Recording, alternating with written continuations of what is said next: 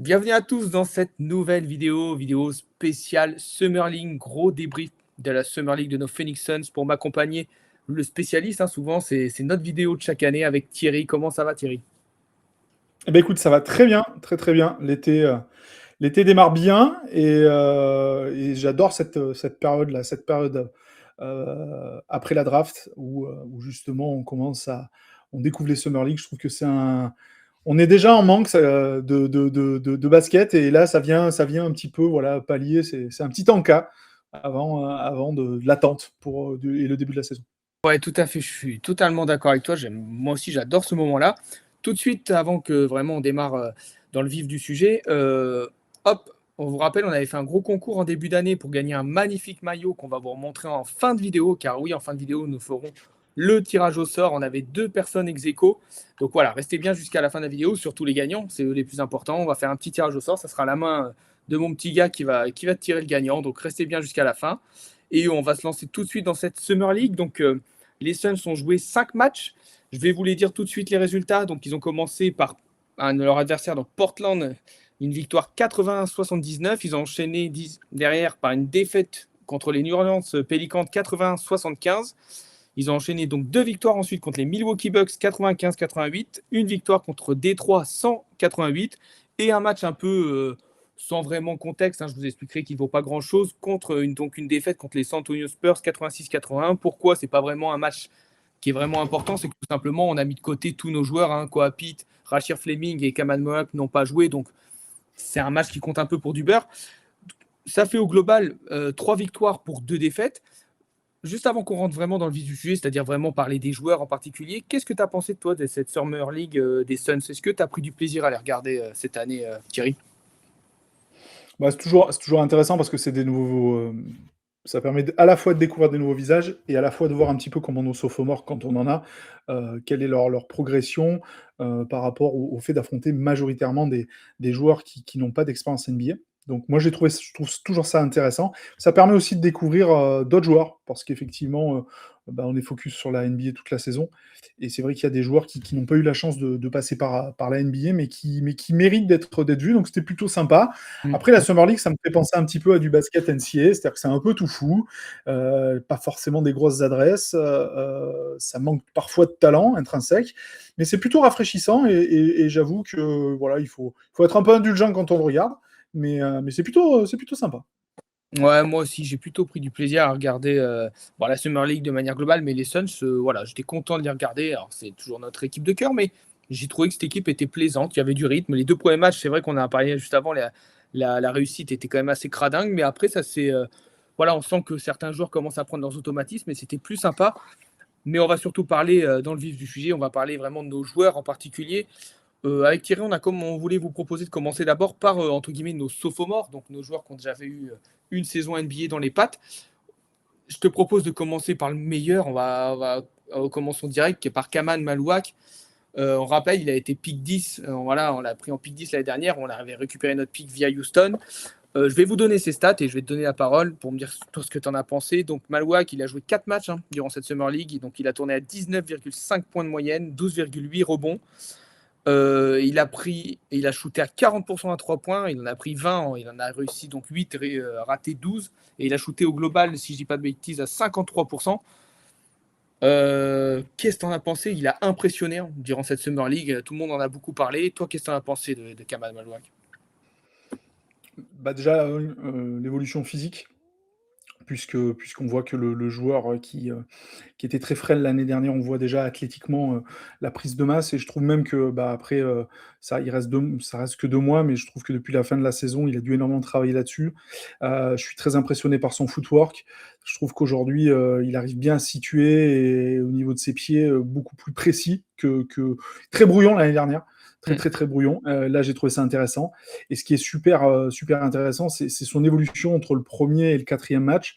Le premier, je l'ai trouvé un peu timide, toujours très très fort défensivement, énorme volume, hein. Ça, il y a pas de débat, et j'ai trouvé qu'il patron, et globalement, même s'il est en face, ça manque de talent, Les adversaires, souvent, j'ai trouvé dès qu'il était sur le terrain, c'était très compliqué pour les équipes adverses pour venir marquer des paniers faciles. Mais j'ai trouvé surtout sa prise de confiance, et notamment ce shoot à 3 points, où souvent, sur de la première intention, c'est lui qui nous fait ou faire des écarts ou revenir. Assez impressionné parce que ces progrès-là, même si on en attendait tous, j'avoue que je m'attendais plus à plus de déchets offensifs. Mm. Et moi, je suis séduit. Et d'ailleurs, les commentateurs et les journalistes en ont beaucoup, beaucoup parlé. Il est encore très, très, très, très loin de son plafond. Et à tel point que beaucoup se demandent justement jusqu'où il peut aller, en sachant que cet été, eh ben, il a bossé avec Rudy Gobert notamment. Donc écoute, c'est une très très belle surprise, et c'est surtout que je pense qu'on peut dire aujourd'hui qu'il est NBA ready. Il peut être, alors on va pas s'enflammer, on va parler de starter forcément, mais je pense que ça peut être De'Aaron Williams, la première rotation, et je le dis sans crainte, parce que du coup, s'il rentre sur le terrain, ça m'inquiétera absolument pas. Ouais, je suis plutôt d'accord, même ce que beaucoup ont dit, hein, c'est un joueur qu'il faut peut-être rapidement, mais là, à l'avenir, lui donner des responsabilités, parce qu'il a montré ses progrès.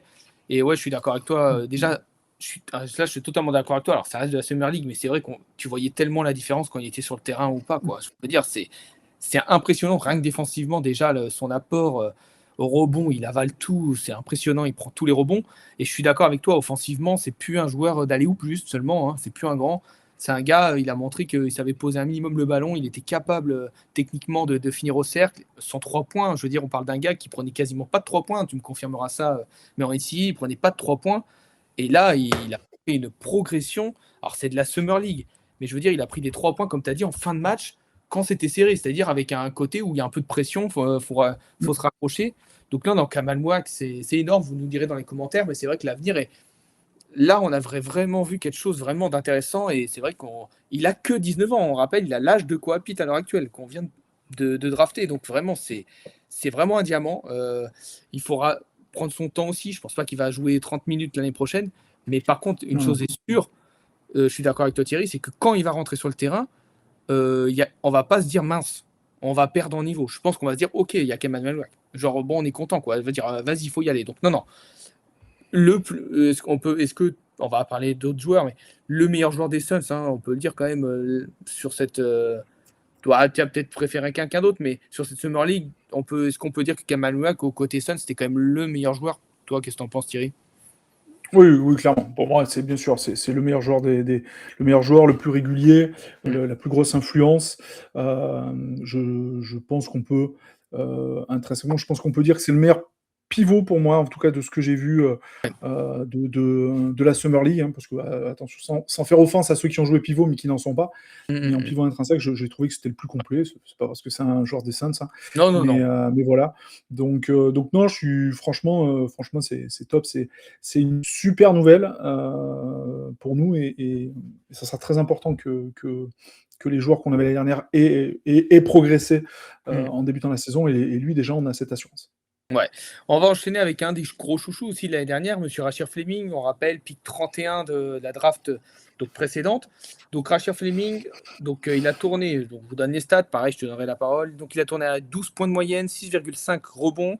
Il a shooté à 47% au global, et surtout 42% à peu près, voire 43% à 3 points. Alors j'ai pas la stat, je sais pas combien il a pris de 3 points. Si, il en a pris 19, donc il en a réussi 8 et raté 11. Donc, globalement, c'est très très propre. Moi, je te donnerai mon avis après. Qu'est-ce que tu en as pensé de Rashir Fleming, plus discret pour sa part? Même si il a répondu où on l'attendait en défense, par contre. Ouais, défensivement, c'est fort, c'est très Ouais. fort. Il a mis des pressions. Il y a un ou deux matchs où il y a les meneurs adverses qui nous baladent un peu. C'est lui qui va le prendre. Il leur met des pressions terribles, et à chaque drive, il a les mains tellement longues qui gênent. Donc le développement athlétique, en plus, apparemment, sur les dernières mesures, il aurait encore grandi depuis l'année dernière. On a un joueur qui serait à 6'10", voire 6'11" aujourd'hui, donc c'est un énorme ailier fort en termes d'envergure. Moi, j'ai trouvé que ces deux premiers matchs offensivement étaient très compliqués.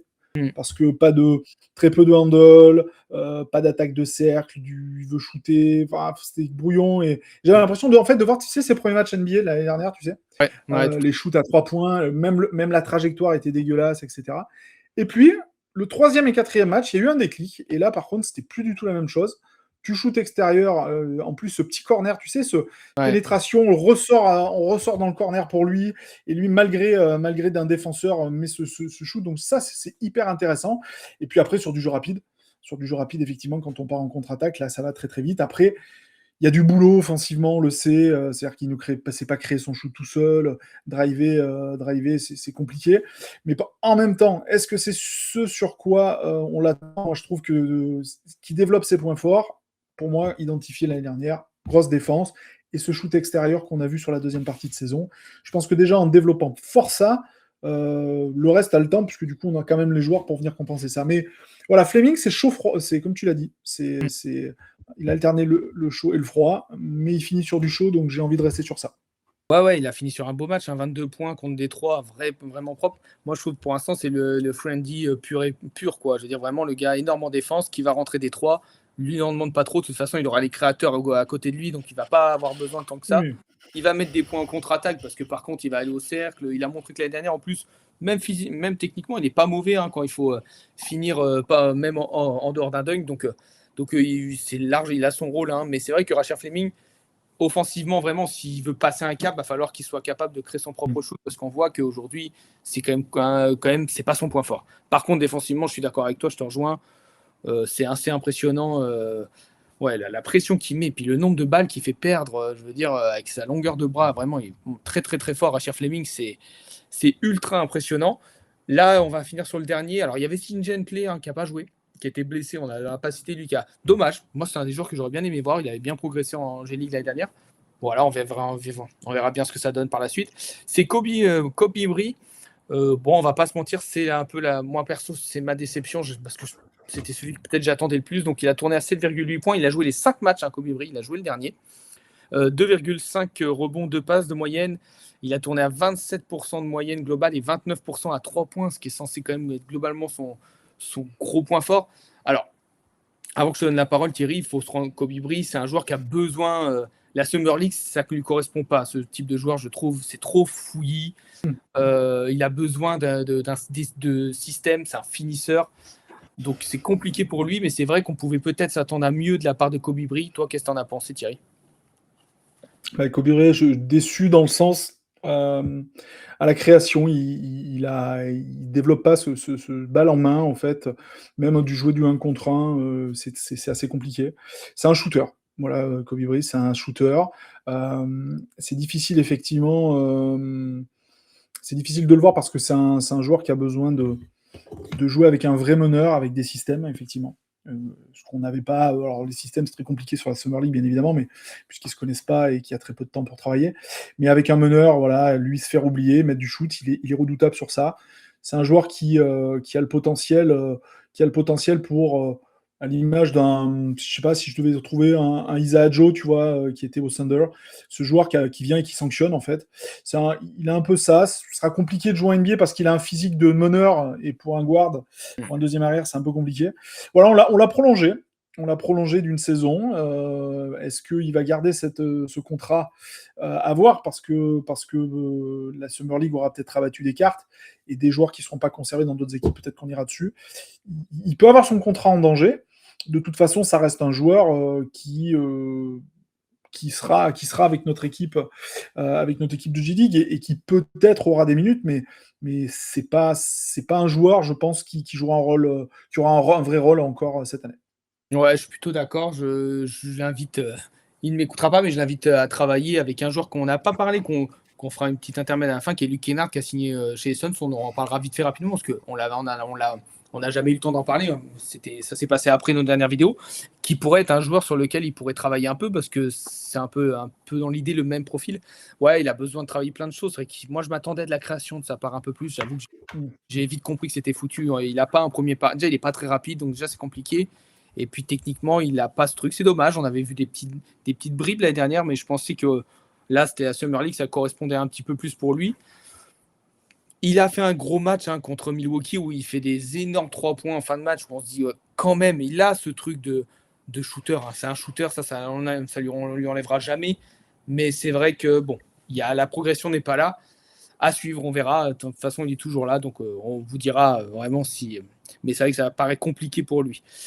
Voilà, on va fermer le côté sophomore. Là, on va parler surtout peut-être de ce qui nous intéresse encore plus, c'est-à-dire notre rookie de cette année, Monsieur Koa Pitt, je rappelle, qui a été drafté donc en 30e position. On a récupéré le pick de New York, si je ne dis pas de bêtises, dans le deal. Donc Koa Pitt, on rappelle, il a été drafté, il vient de l'université de l'Arizona, donc c'est un enfant de l'Arizona, Koa Pitt. C'est un joueur qui a été très frustré, tu l'avais dit Thierry dans la dernière vidéo, d'être choisi si bas, parce que je pense que on l'avait dit, c'était un top player dans les catégories précédentes. C'était un des meilleurs joueurs, même national. Et c'est vrai qu'il a été frustré. Et on va pas se mentir, waouh, sacré Summer League, 16,8 points de moyenne, 4,8 rebonds. J'ai oublié une stat, 2,3 passes quand même, ça faut la dire, c'est important, à 53,2%. Non, pardon, à 51%. Par contre, ne me parlez pas de 3 points. Voilà, aujourd'hui, il en a pris 2, il en a mis 0. Mais aujourd'hui, c'est pas le sujet, on le savait très bien. Mais waouh, toi, Coapit, je sais que tu l'as kiffé. Vas-y Thierry, on te laisse en parler bien comme il faut. Bah, pour le coup, on nous avait vendu un poste 4 physique. Je pense que du coup, on a exactement ce qu'on parlait. Moi, je le trouve très, très, très solide sur ses jambes, mais très solide sur le haut du corps. Joueur capable offensivement au contact d'aller enfoncer son adversaire, qui résiste bien là, sur l'attaque de cercle, qui a plutôt de bonnes mains. Alors, je sais que son adresse a fait débat. Moi, je trouve qu'il est beaucoup plus fort. Certains nous avaient parlé pour la deuxième année d'affilée, qu'on allait chercher après Ryan Dunn un joueur qui est en absence de shoot. Ça n'a absolument rien à voir. Alors certes, au-delà de 3-4 mètres, c'est compliqué, mais il a quand même dû toucher. Donc je trouve que c'est intéressant. Il est prêt pour les contacts. En tout cas, il faudra travailler la finition, parce que ça ne sera pas les mêmes défenseurs, hein, mais le petit turnaround jump shot, des petites choses assez sympas. Donc déjà, moi, il m'a rassuré offensivement. Ça ne sera pas une arme, c'est pas lui qui va être une première option, donc une deuxième option, donc c'est pas grave. Mais voilà, j'ai bien aimé ce côté-là, de très bonnes mains, plusieurs fois attaque de cercle, il voit une coupe, il la met parfaitement. Je me souviens d'une action justement où il élimine son défenseur, il va au cercle et il met le ballon par-dessus pour Malouak qui va terminer. Il y a un truc, donc quand tu fais deux passes, même si c'est pas extraordinaire, deux passes, ça montre quand même que tu regardes. Après, c'est défensivement aussi plus dur. Pourquoi défensivement? Parce qu'il se jette partout. Il ne se maîtrise pas son corps.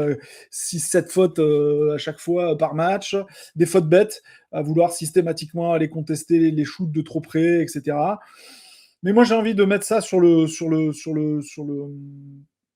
Je pense qu'il a envie de bien faire, il a vraiment envie de montrer. Et pour le coup, je pense qu'il a marqué beaucoup de points. Et je ne sais pas quelle sera dans la rotation et dans la hiérarchie, pardon. Je ne sais pas où il sera, est-ce qu'il démarra en G-League ou pas, si on a l'effectif complet, je ne sais pas. Mais en tout cas, il nous a montré que c'est un joueur intéressant. Toi, t'en as pensé quoi de Kopi? Ouais, moi j'ai trouvé très bien. Oui, je pense que pour l'année prochaine, on va lui laisser une bonne année de G-League. Je dis pas qu'il va pas jouer en NBA, mais je pense que il va être derrière, vu que c'est un poste 4. Je pense qu'il va tourner derrière Miles Bridges et Rashir Fleming. Donc, mais c'est bien. Ça me dérange pas. On l'a vu avec Malouak. En fin de compte, c'était pas si mal. Moi, j'ai été impressionné. Je dirais pas impressionné parce qu'on sait qu'il a du talent. Mais c'est vrai que pour un pick 30, je dis, il y a des gars qui ont scoré qui sont en second tour là, dans Summer League. Mais c'est vrai que tu t'attends à. Quand tu te dis qu'on a pris Ryan Dunn, à peu près, c'est quoi, un pick 30, 28, quelque chose dans ces eaux-là. Je veux dire, Ouais, en fin de premier tour. Hein. Ouais. rien à voir quoi quand tu vois ça. Non, moi j'ai beaucoup aimé. Il a une palette offensive qui est ultra intéressante. Tu l'as dit, quand il attaque le cercle, c'est un bon finisseur. Ou au pire, il va chercher les lancers. Pareil, ça va être à travailler. Les lancers francs, il a tourné à 62%. Sachant qu'on rappelle, la Summer League a appliqué une règle où voilà, quand il y a une faute, au lieu de lancer 2 lancers, tu n'en lances qu'un, ça compte 2 points. Donc ça réduit énormément le nombre de lancers que tu as. Donc voilà, c'est quelque chose à bosser, mais par contre, il a montré qu'il avait un vrai shoot mi-distance et pas après vraiment de la vraie technique. Non, non, vraiment, moi j'ai trouvé. Enfin, je veux dire, je pense qu'il a surpris du monde. Je pense que rien qu'en Summer League, il avait envie de montrer que c'était pas bah, un joueur pas ouf, quoi. C'est un vrai joueur. Je pense que c'est un joueur, si c'est un vrai bosseur, et ça a l'air, je pense que c'est un joueur qui a un avenir déjà en NBA, mais qui peut avoir un bel avenir du côté des Suns. Mm. Il y a toute la belle histoire, quoi. Il vient du coin, mais non, non, non, franchement, quoi. Pete, moi, je kiffe. Il va falloir être un peu patient aussi, mais je veux dire, et peut-être je me trompe, ça fait pas non plus des milliers d'années, mais ça fait combien d'années qu'on n'a pas eu un rookie, rien qu'en Summer League, qui performe aussi bien? Et c'est que de la Summer League, mais globalement, c'est quoi de DeAndre Ayton, globalement, depuis DeAndre Ayton? Un mec qui score, Euh, quoi. Parce que qui globalement, score, oui. on a eu que des mecs qui scorent très peu et on voyait quelque chose, mais pas grand-chose. Là, on a un mec qui a montré qu'il pouvait scorer. Non, non, moi, franchement, Coapit, je suis très, très content. J'ai hâte. Je suis très content qu'il soit chez nous. Voilà, franchement, j'ai hâte de voir sa progression. C'est un pur joueur, ça a l'air d'être un pur gars. Donc, non, non, que du kiff, franchement, Coapit. Dites-nous vous, dans les commentaires si vous l'avez, si vous êtes surpris de ses performances ou si voilà, vous attendiez à ça. Franchement, Coapit, top. Je crois qu'on a fait un bon gros tour. On va quand même faire un petit débrief juste des autres joueurs. Je vais te lancer. Qu'est-ce que tu as pensé des autres joueurs? Est-ce que tu as des joueurs, juste là on parle Suns, qui t'ont fait un petit peu kiffer, qu'on a peut-être moins vu évidemment, mais tu te dis, ok, ça serait sympa qu'ils rejoignent l'équipe de G-League des Valley Suns l'année prochaine? Ouais, un joueur que j'aimerais revoir, moi, c'est Javonte Cook, cet ailier que je trouve intéressant. Euh, il fait partie, c'est un profil comme il y en a tellement en NBA, d'ailier scoreur, assez fun à regarder, et qui sont pas trop mal en défense. Voilà, j'aime bien Javonte Cook. C'est celui qui me semble, si on devait projeter un joueur qui peut signer un contrat, tu vois, demain, Kobe Bryant ne serait pas conservé, Javante Cook aurait un contrat. À la place, ça me choquerait pas. Après, il y a des joueurs qui ont fait quelques petits trucs. Darius Brown a montré deux, trois choses, mais je suis pas forcément convaincu que ce soit vraiment un meneur. Il m'a montré quelque chose. Le petit Askew aussi a été intéressant, notamment dans sa qualité de passe, puisque bon, à la main, c'est un peu ce qui nous manque, donc on verra. Mais je pense que l'essentiel, les joueurs essentiels, on en a parlé. Ouais, ouais, je suis d'accord. Il y avait le petit, on n'a pas parlé, qui a signé un two-way avec nous, c'est Ah, Højbjerg, Højbjerg.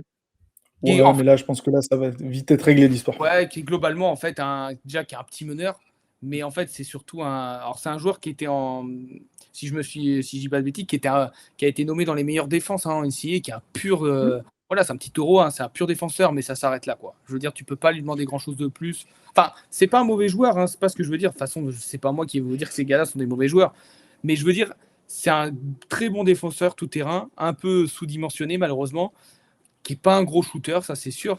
Mais c'est vrai qu'il y a eu meilleur que lui. Moi, j'ai préféré Askew, entre autres, Javante Cook, qui est un ailier qui peut prendre feu, hein, ce genre de mec qui, tu sens qu'il a envie d'y aller. Il n'a pas peur. Ouais, j'ai bien aimé, moi aussi. J'ai bien aimé Brand. Je dis pas que je trouve ça hallucinant, mais c'est un scoreur, quoi. Enfin, je veux dire, tu lui files la balle. C'est pas le meneur de jeu qui va organiser, hein, mais j'ai trouvé ça pas dégueu. Après, je sais pas quel âge il a, hein, Brand, hein. C'est peut-être un mec qui a Bah, déjà un petit peu roulé sa. qui a 99, 26 ans, il a. Voilà, c'est un gars qui a roulé sa bosse, ça se sent, hein, sur le. Voilà, ça se voit quand même, mais c'est vrai qu'il n'y a pas un gars. Moi, je suis d'accord avec toi, j'aime bien Javonte Cook, j'ai bien aimé Askew aussi, mais même Camper Junior. Sur le dernier match, surtout, j'ai trouvé que c'est des bons petits joueurs. Après, est-ce que ça peut aller plus haut? Bah, c'est tout ce que je leur souhaite, mais j'ai trouvé ça plutôt sympa.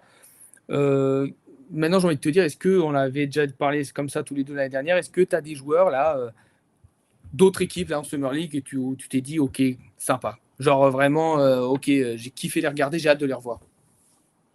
Alors, je vais te les mettre pêle-mêle, mais alors, je mets de côté Dibansa et Daryl Peterson, parce que du coup, là, on a vu le talent et on a vu que deux matchs, mais effectivement, sur le haut de la draft, le 1 et 2 sont vraiment fun. Euh, Cameron Boozer, pareil, voilà, je Mm. vais le mettre dans le même range, ça c'est les tops. Celui qui m'a le plus impressionné, je pense que, bah, comme beaucoup, parce que j'avais du mal à vraiment voir Caleb Wilson. Chicago, ouais. Moi, quand je le vois jouer, j'ai l'impression, alors je vais vraiment mesurer, hein, c'est vraiment, il faut mesurer ce que je dis, mais j'ai l'impression de voir Kevin Garnett quand il arrive à Minnesota. Mm. Il y a du jump, il y a du shoot, il y a de la technique. Enfin, franchement, je n'ai pas assez Je n'ai pas assez suivi l'année dernière les Tar Heels de North Carolina, mais oui, ce joueur-là est incroyable. Et après, alors Michael Brown Jr. Alors celui-là, je sais pas du tout où est je sais pas du tout où est son plafond, mais j'ai Ouais, l'impression que ce joueur qui avait glissé en top 5, j'ai l'impression qu'on pourrait avoir un sacré joueur. Voilà, ouais, du en tout côté cas, il a, Kenya. il a vraiment tout.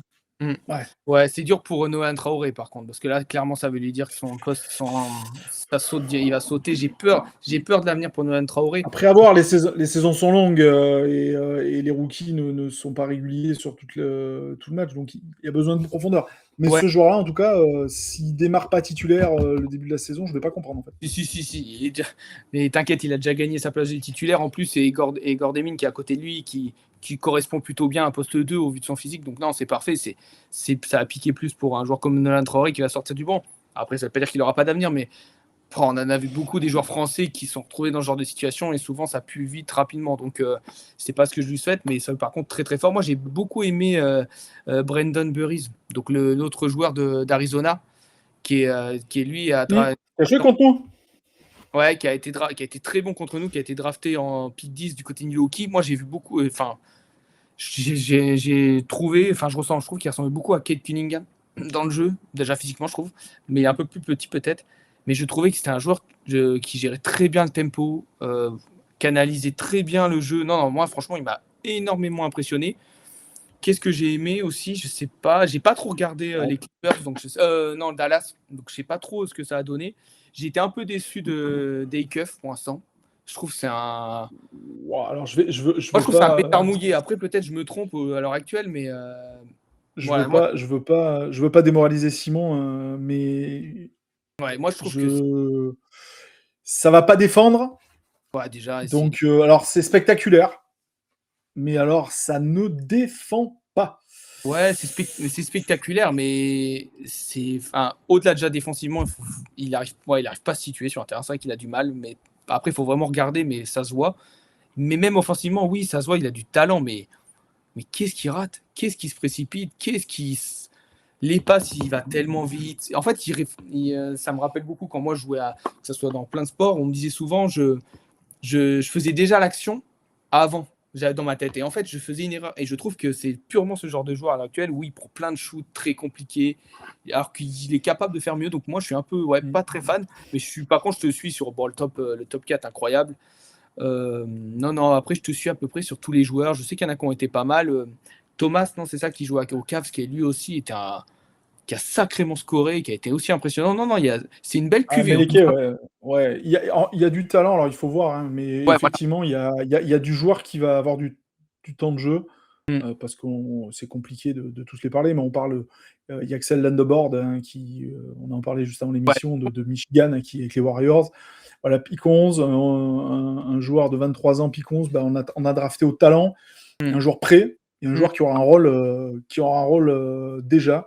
Alors, derrière Draymond Green, on verra si Green reste à Warriors. Mais non, non, vraiment, joueur. J'ai l'impression, alors on en avait parlé, mais de cette draft, beaucoup de joueurs. Il y avait finalement peu. C'est la draft où il y a eu le moins de joueurs inscrits. Mm. Puisqu'aujourd'hui, ben, les joueurs en université peuvent gagner de l'argent et souvent un joueur moyen qui sera pas drafté ou drafté très loin peut gagner mieux sa vie en NCAA Mm. qu'après en pro. Mais je trouve que du coup, ça oblige à drafter euh, plus quand tu sors des top picks, plus sur des joueurs prêts à jouer. Et Mm. ces joueurs qu'on voyait en deuxième tour, on les voit en deuxième partie de premier tour. Donc c'est intéressant de voir et de pouvoir mesurer l'impact qu'ils peuvent avoir. Ouais, ouais, totalement. Je pense qu'on a fait un gros tour hein, autour de la Summer League. Dites-nous pareil, encore une fois, dans les commentaires, si vous avez des joueurs que vous avez kiffé, quoi, qui sont en dehors des Suns, parce que voilà, il n'y a pas non plus que les Suns. On va finir un petit peu juste rapidement de Luke Kennard, la signature, parce qu'on n'en a pas parlé, et c'est vrai que je trouve que c'est l'occasion d'en parler maintenant. Luke Kennard, donc, a signé pour 2 ans, pour 13 millions, si je ne dis pas de bêtises. On avait dit, on s'attendait que les Suns signent un poste de guard, un 1-2, un gros shooter. Euh, Est-ce que tu peux faire tellement mieux en termes de gros shooter que Luke Kennard aujourd'hui en NBA, alors que je crois que c'est en termes de ratio, de pourcentage, je crois que c'est le numéro 1 sur L'année un. dernière. Ouais, mais même sur une totalité de je sais plus combien de matchs joués, 2150 ou quelque chose, je crois, il est numéro un avec Steve Kerr. Enfin, en pourcentage, c'est très très élevé. Toi, qu'est-ce que tu en penses de cette signature de Luke Kennard? T'es plutôt content ou qu'est-ce que tu en penses? Est-ce que, si on met la santé de côté, est-ce que c'est un meilleur joueur que Grayson Allen? C'est pas pareil. Moi, c'est Je pense défensivement. pas. Ce que j'ai Je peur, pense c'est pas. défensivement. Je pense pas que c'est un meilleur joueur parce que je suis pas sûr que ça soit tellement un meilleur. Je pense pas que c'est un meilleur ball handler. C'est un bon ball handler, Luke Kennard. C'est un mec qui, voilà, c'est un mec intelligent qui sait bien se passer aussi sans ballon. Par contre, je pense pas que c'est un aussi bon scoreur en termes de variété que Grayson Allen. Par contre, il coche une case sûre, c'est que déjà pour l'instant, c'est vrai que Grayson Allen, ça fait 2 saisons quand même, il n'est pas beaucoup sur le terrain, on va pas se mentir, c'est compliqué pour lui, et ça nous a beaucoup frustrés. Et en termes de 3 points, on peut reconnaître Luke Kennard, je pense que évidemment, il peut y avoir une saison, il est nul, on va se dire vas-y, ça tombe sur la nôtre, mais globalement, je veux dire, c'est une gâchette, quoi. Luke Kennard, on sait ce qu'il va faire, il va les mettre, quoi. Ouais, mais tu vois, l'année dernière, il démarre à Atlanta, il finit aux Lakers, Ouais. avec un gros passage en playoff. Donc l'année dernière, il fait 78 matchs. Tu vois. Donc 78 matchs, c'est plutôt bien avec 21-22 minutes. Mm. Mais les autres années, l'année d'avant, il fait 3 ans à Memphis, il fait 65 matchs. Mm. L'année d'avant, 39. Et l'année d'avant, 59. Ouais, c'est pas beaucoup. C'est quand même très, très souvent blessé. Mm. Donc on se retrouve avec ce jour-là. Alors, je pense que si il y a un meneur et qu'il le décale, c'est un joueur qui va sanctionner. Mm. Donc, Ah oui. si tu veux, pour l'instant, je suis un peu sceptique. Je vais attendre de voir parce que je ne sais pas quelle est la rotation. Maintenant, c'est un joueur qui défensivement n'est pas fou, Non. mais je me dis en même temps que s'il joue et qu'à côté, il a des Brooks, des Fleming, Des Goodwin. et des Goodwin, etc., qui charbonnent, bah, peut-être qu'on pourra cacher cette problématique-là. Mm. C'est un vrai shooter, de toute façon, hein. On a perdu Royce O'Neal et on a perdu Allen, donc il fallait un vrai shooter. Donc Ouais. pour le coup, on va chercher quasiment ce qui se fait de mieux. Mm. Maintenant, j'attends de voir comment ça va prendre l'alchimie, mais je saute pas au plafond, si tu veux. Voilà, je saute pas Non, au moi, plafond, j'attends de voir. après, on en avait discuté entre nous. C'est vrai qu'on savait qu'il était très haut dans les cibles potentielles et il n'y avait pas non plus énormément de choix. Il faut reconnaître, faut se rendre compte aussi que, je veux dire, on avait parlé beaucoup de Colin Sexton, mais on savait qu'à peu près, c'est un genre de mec qui allait signer sûrement un contrat plus Alors, élevé, ce qui était le cas. je Hein. préfère Kennard à Sexton. Moi, je te le dis, Ok, je ouais. préfère Kennard à Sexton. Moi, il y avait un joueur que, quand j'ai vu combien il a signé, je me suis dit c'est dommage, mais je comprends pourquoi il a signé ailleurs. Mais c'est en Fernie Simons. Mais pareil, en fin de compte, je me dis est-ce que vraiment on avait tellement besoin de ce genre de profil? Je pense qu'on voulait chercher vraiment un gros shooter pur. On ne demande pas un créateur. Luke Kennard, c'est pas non plus un créateur. Par contre, c'est un mec à l'XP qui est capable de tenir un minimum la balle et c'est un pur joueur, quoi, un joueur qui a de l'expérience. Donc, je trouve que c'est une bonne signature. En tout cas, je te rejoins, tu peux pas faire grand chose de mieux en fin de compte avec du recul que la signature de Luke Kennard sur le marché. Et en termes de shooting à 3 points, ça remplit une case. Donc, en soi, c'est plutôt un bon deal. On verra après, comme tu dis, est-ce qu'il y aura encore des mouvements? Ça me paraît plus compliqué. J'ai l'impression que les Suns ont fait à peu près. Bon, je Je pense qu'ils pense ont qu'on fait. bougera plus. Voilà, je pense Je qu'il pense qu'on faudrait bougera vraiment plus. qu'il se passe quelque chose dans la saison pour qu'il y ait un move plus tard. Mais je pense que voilà, le groupe, il est prêt. Je pense qu'il voulait que le groupe soit aussi prêt rapidement. J'ai l'impression qu'il voulait vraiment travailler rapidement ensemble. Donc, très, très. Voilà, ça reste un bon deal. Dites-nous pareil dans les commentaires. Je crois qu'on a fait plutôt un bon tour avant qu'on fasse le tirage au sort. Est-ce que tu as quelque chose à rajouter, toi, Thierry? Tu veux parler d'un petit truc peut-être qu'on a Non, passé? non, maintenant on a fait. C'est vrai qu'on a eu l'occasion et n'hésitez pas à regarder les vidéos précédentes où on revient un petit peu sur ce qui s'est passé à la draft et pendant la free agency. Non, non, maintenant je pense que l'équipe elle est prête. Je pense que les ajustements ils vont plus se faire on va signer quelques joueurs pour le training camp, donc on verra un petit peu. Est-ce que d'autres joueurs qui étaient à la Summer League vont décrocher une place ou pas? Voilà, je pense que ça va pas bouger d'ici la reprise et Mm. qu'on peut, voilà, au moins on est prêt et on n'a pas eu. Je trouve que ce qui est bien, c'est qu'on n'a pas géré, et pas de frustration à gérer. Mm. Ce qui ont été prolongés ont été prolongés. Mm. On s'est certes séparé de deux joueurs qu'on aimait bien, mais à un moment donné, on savait que ces joueurs-là, le jour où ils ont signé leur contrat, il y a bientôt 3 ans, on savait que c'était des joueurs, c'est des monnaies d'échange et qui feraient pas leur carrière. Mm. Voilà, on aimait bien les gars, c'est sûr. Maintenant, écoute, hâte que ça commence parce que là, on va traverser le mois d'août et c'est le mois où il se passe pas grand-chose, donc Ouais. on va être plutôt dans l'observation. Ouais, ça va être calme, hein, ça va reprendre qu'en octobre. Heureusement, on a LeBron James qui nous maintient un suspense insoutenable. Mais non, on va se retrouver très vite. Donc, ouais, on va faire le tirage au sort. Alors, bougez pas, je vais demander à mon petit la main. Rafa, viens vite fait, j'ai besoin de toi, vite. Alors, on va vous faire le tirage au sort. Est-ce que Thierry, tu veux bien nous montrer le maillot? Le temps que monsieur. Yes. Bien, Raphaël. Le petit maillot. On a fait un tirage au sort. Bien, bonhomme. Le petit maillot Devin Booker. Et Raphaël, t'es la main. T'es la main, voilà. Tu vas être la main, tu vas tirer juste un petit papier, tu vas lire le nom dessus. Tiens, vas-y, Raphaël. Un seul, hein. Vas-y, ouvre-le.